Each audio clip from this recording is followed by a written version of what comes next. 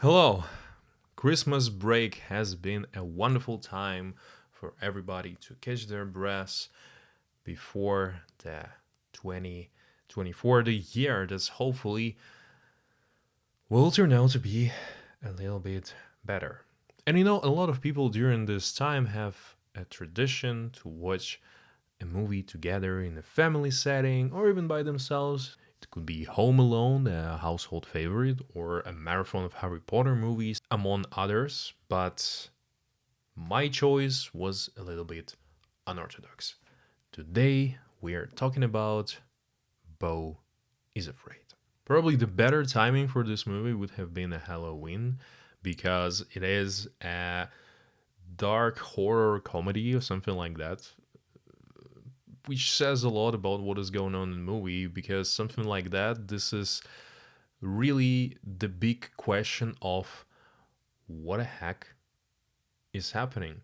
Before starting to watch it, I was a little bit intrigued because this wasn't the movie that I necessarily chose. It was introduced to me by my girlfriend who really wanted to finish it as she just started, and the premise seemed to be interesting. And we just started watching the movie. Joaquin Phoenix plays the main character in there by the name Beau, and opening scene is happening in the therapy session where Beau, who is seemingly having certain psychological issues, to probably the least of estimate, has just an enormous amount of anxiety about everything that's happening around him and his life in general, I suppose. Always, this movie kind of leads to leave certain clues about what is going to happen next, or at least it makes you think that it does it. So at the very beginning, the therapist is asking whether Bo would really want his mother to die because he really had some issues with his mom, as we later learned throughout the whole movie. And this probably was the most normal part of the movie. We are then going into the sequence of Bo coming back home, and what he's seeing out in the street is just complete havoc. Like people beating each other, some random person just dancing to some music that doesn't even play. There is some tattooed half naked guy running around, and him and Bo see in the opening to the block of flats where Bo is living. They were both running at it without getting a lot of context. It's really confusing to watch this whole movie because the characters and the world surrounding Bo feels so unnatural, so weird, and so strange, so grotesque. You really believe in that it's his fever dream. It's like we are part of his vision. Like, do we know where gonna be this breaking point when we're gonna learn that this is all just made up by his sick mind? That's sort of what left me confused most of the movie because I guess I just generally didn't know what I was subscribing for. And this is probably a thing that sometimes plays nicely towards the whole movie magic, because later there were sort of like surreal thing again happening to Bo, which was like some neighbor thinking that he was loud, making noises, sending him some notes. Bo was going crazy. He had this early flight to go to meet his mother because it was an anniversary of his dad passing away. So they had to show how Bo was struggling to fall asleep, and he pretty much slept through the alarm that he set for himself to catch a flight, and he ended up missing the flight. His mother being extremely upset about the fact that Bo again finding some excuses by not going to visit her and upsetting her again. This is sort of like this big premise that initially we already saw in the therapy session. Bo's having issues with his mother. Whole thing additionally goes with Bo, a man in his 50s, acting almost like a child, which makes sort of a feeling that you want to sympathize with this character as he's just having a lot of difficulties with this world just in generally, not necessarily he means something bad, but just stuff happens to him. And with that idea, probably how the whole movie happened later, when taking a shower, he's learning that, there is like this random trope of some naked dude stabbing everybody in the street, and Beau eventually having to run out on the street naked, and then police officer either confusing him for that stabbing guy, or you never get any answers to your questions. You only can guess of why things are happening. And that sort of was, I suppose, maybe that's how art houses generally is. But this thing has such a light-hearted tone, in a sense. Like, it still feels too much like a comedy to really treat everything that's been going on extremely seriously. Like the way that he's then ended up getting stabbed by this naked guy who eventually found him somehow on the street. He getting hit by the van with a couple that ended up taking him into this place where they live in their house, and at their house they have uh like some army veteran with post-traumatic syndrome who is like looking to avenge his dead brother in arms, and they have a younger daughter in which room Beau is taking for the time being, yet him ending up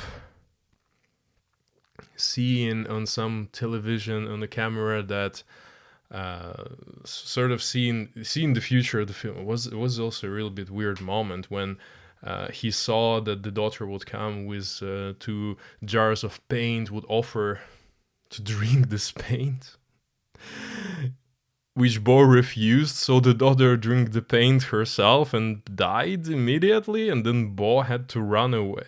It's just a lot of things are happening to Beau without any good reason. And in the meantime, like, why he was continuously stressed, in addition to that, it turned out that his mother um, got killed by a chandelier falling on her head in her own house, and it was a UPS delivery person who called Beau to deliver those news. Basically, in her testament, it was that her son needs to be present, and that's when he's gonna bury her. And he ended up really delaying this trip because first this couple didn't want to let him go, that he had to run away in the woods. He meeting some random troupe of artists who are like setting up some improv theater shows out there, and then Beau apparently started to have these weird dreams about him being one of those characters of the theater play, that he actually had like a normal life, and he learned the truth about his father somehow. PTSD veteran found him and tried to kill, yet Beau somehow survived and made it to his mother house, where he met his old lover, that they agreed to belong to each other forever when they were like teenagers. And it's just so much is happening in this movie, and they met and they had sex, and apparently the whole trope was that his father passed away while when he impregnated his mother. Apparently it was some kind of a disease that all the men in his family were getting, so he never had any sex throughout his whole life for like 40 plus 50 years. And then he actually came, and it wasn't not him who died, but apparently that woman, his love of his life. And then apparently his mother didn't die, and then apparently with his visions he saw that there were some things happening, that he had like a brother in the attic locked there, and it turned out to be true, and not only his brother, but apparently it was their father locked in there, and their father turned out to be a huge penis monster. Like the way this whole thing was going on, it was Like it was almost walking on the edge with reality, but the moment you see the penis monster, you just completely cracking. I do see that at a certain point there's so many things just happening without, you much like understanding why so much stuff is being dragged out, like he's eventual uh, getting into the house, like all this the whole segment with this troop in the forest and this family's house with this veteran and daughter could have been like shorter, making the movie probably a bit less dragged out because it only gave you questioning the reality of what is going on even more, which I suppose that was Ari Aster's, the director's, idea in general to just sitting there with supposedly popcorn because that movie was shown in like cinemas, even though it was a bomb. It didn't really make the money back that got invested into it by A24. But I mean, probably there must have been a lot of moments that many dietitians would be happy for because people would just have popcorn falling out of their mouths for the craziness of what they're witnessing on the screen. And inexplicably, he eventually sort of like almost kills his mother.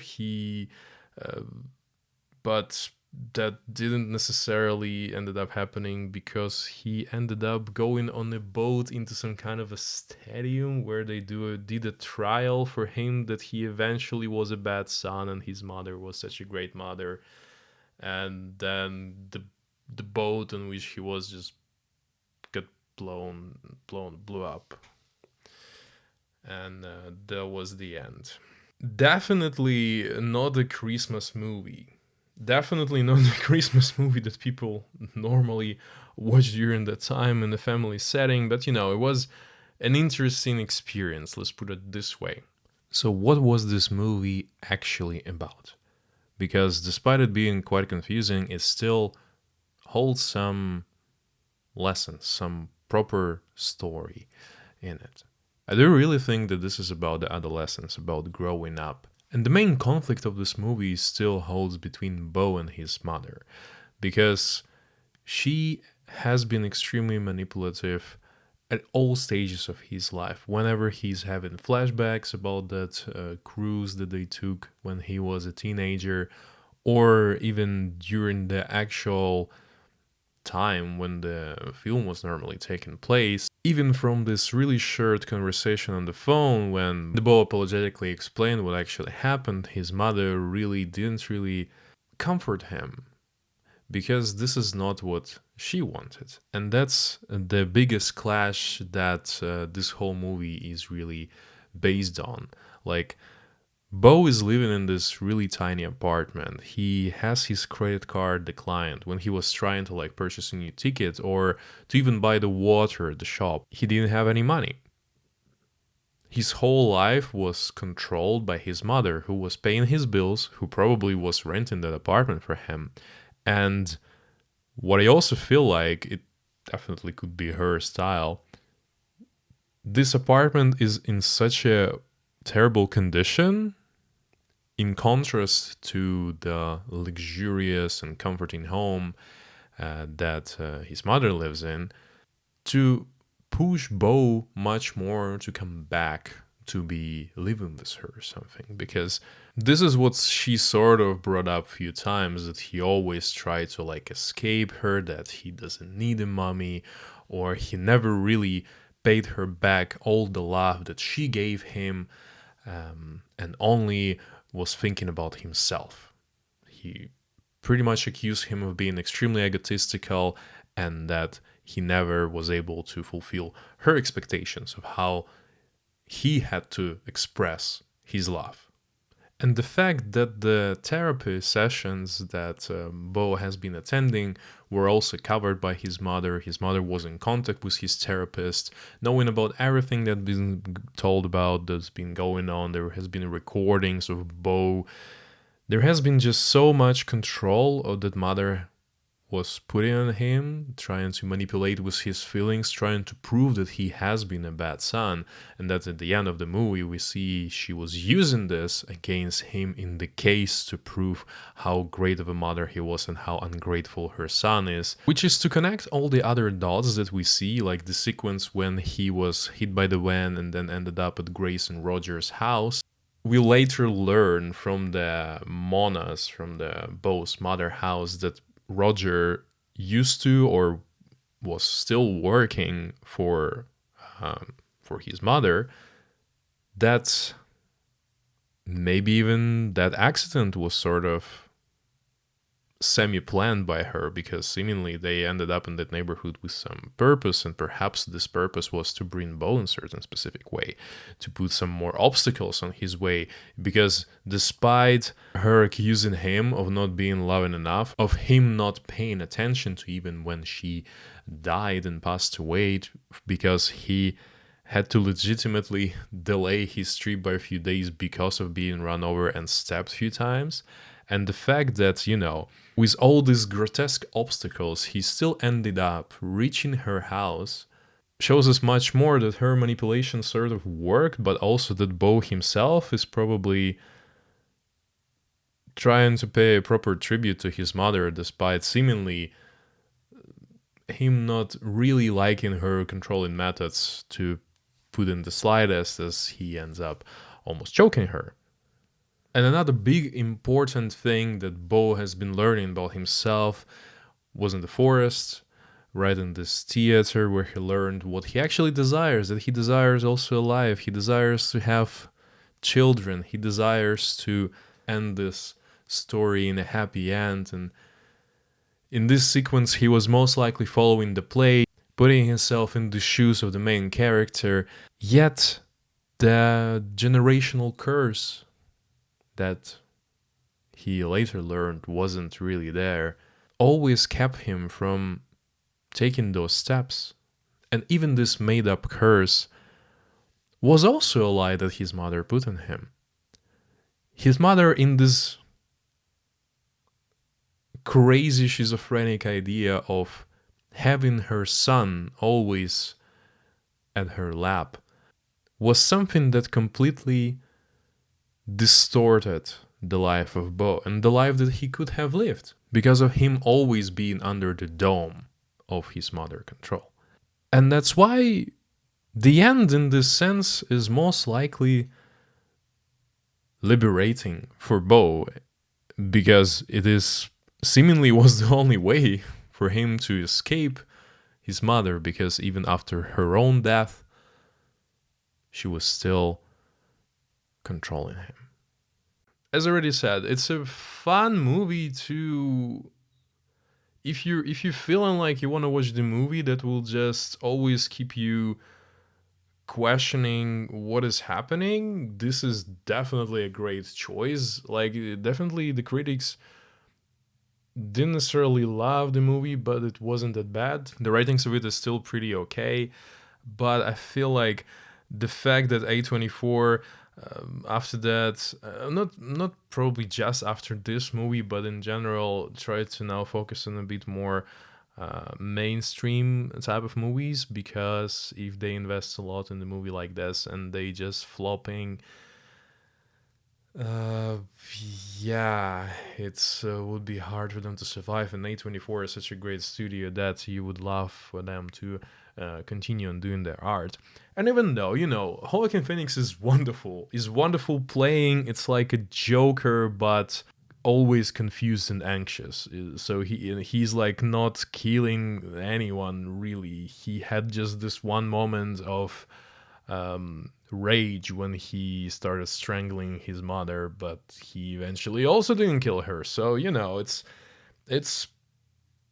it was a great play, and no wonder that he even got nomination for Golden Globe for the best male actor.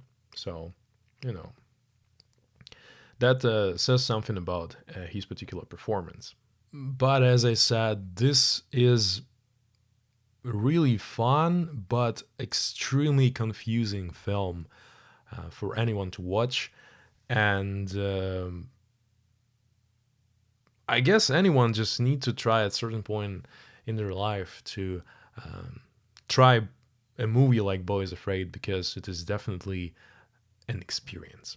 Thank you all very much for listening. As always, give a like, subscribe, leave a comment. I would love to hear from you. If you watch The Boy Is Afraid, what kind of thoughts it got to your head? Maybe it sparkled something else. Maybe I turned out to be completely oblivious to many things that this movie had to offer, but I particularly didn't notice. Again, thank you all, and bye.